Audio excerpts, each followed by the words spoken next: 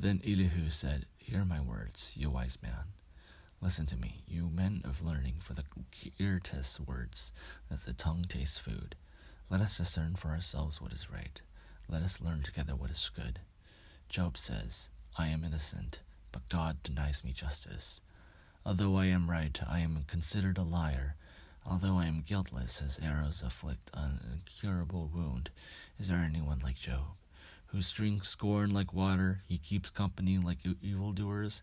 He associates with the wicked. For he says, there is no profit in trying to please God. So listen to me, you men of understanding. Far be it from God to do evil, from the Almighty do wrong. He repays everyone for what they have done.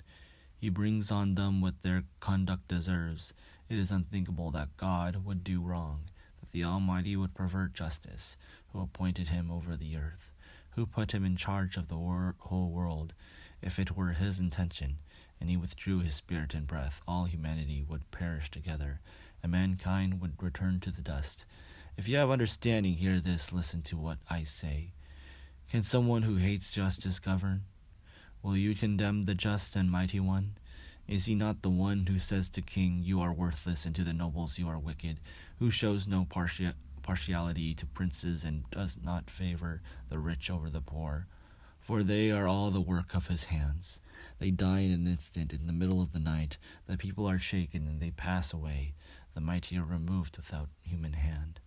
His eyes are on the ways of mortals.